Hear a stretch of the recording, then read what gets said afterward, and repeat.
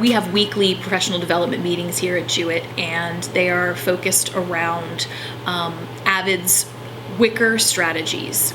So writing, inquiry, collaboration, organization, and rating. And we've been focusing on Wicker sort of superficially. Here's a standalone strategy, here's a standalone strategy, here's a standalone strategy, but what really is inquiry and what really is collaboration? And we started looking to PBL to start filling the inquiry and collaboration slots in Wicker a little bit deeper.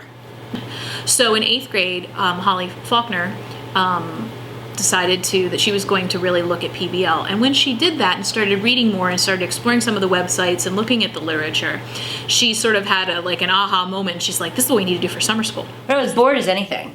The lessons were not interactive. I mean, I was trying to make it as fun as possible, and I realized if I was bored that the kids certainly had to be completely bored.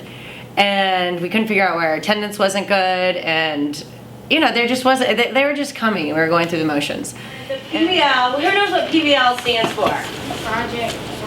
Okay, you got the P for project. Project basic. Base. Good job, project-based learning. PBL is not, here's the project, go do it.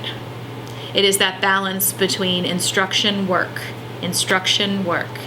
Teacher gives mini lesson, kids go to work. What are the skills that I need to teach today in order for this project to take the next step?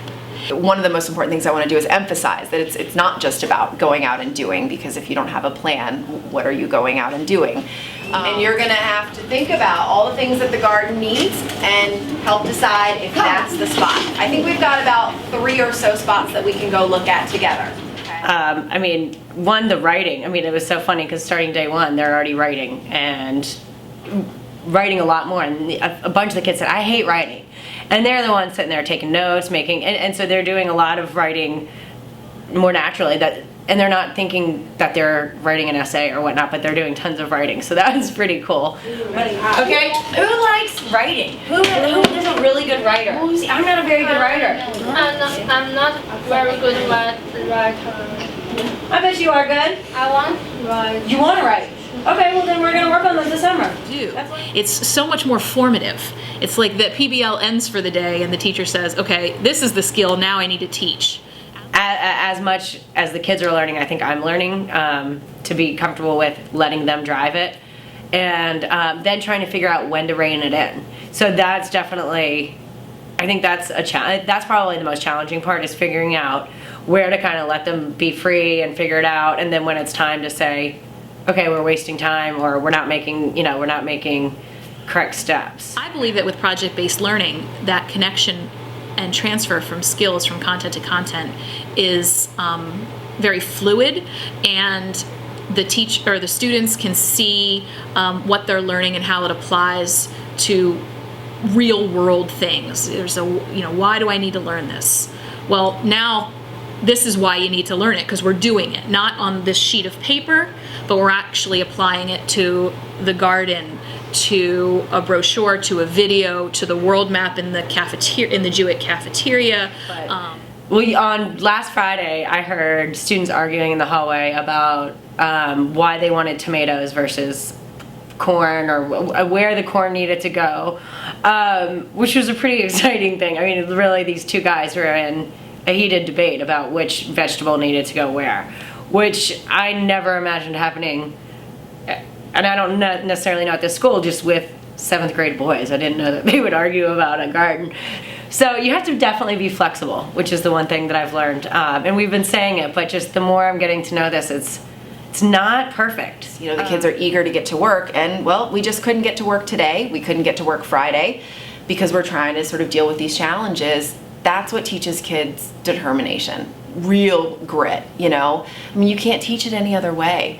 And so I think that that's what I hope they come away with, in addition to knowledge of our sort of growing seasons here, and an understanding that our food does come from seed to table, and a deeper understanding of the way that, that works. But I think it's a hard mindset for teachers to grasp on and to be okay with, that this is new, this is kind of clunky. What we thought had planned out in 4 days is it's not going to work in 4 days. Maybe it took 30 minutes. Maybe it's going to take 2 weeks.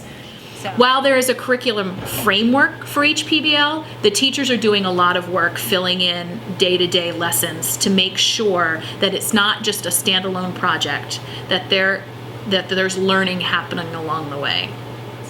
It definitely makes me think that summer school of this nature is something that becomes kind of an integral part of Jewett as more of an enrichment, and it's not summer school. So hopefully we can continue on with that.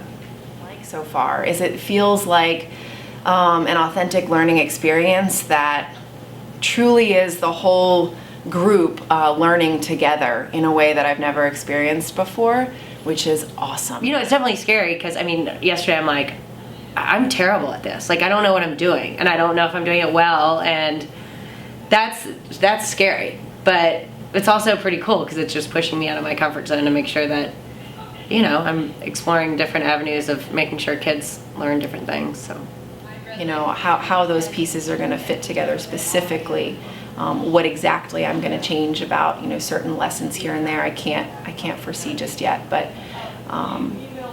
it's a great population to work with in summer school, and just the shape that the project-based learning has created. It's just an awesome learning space. It makes me excited to teach again.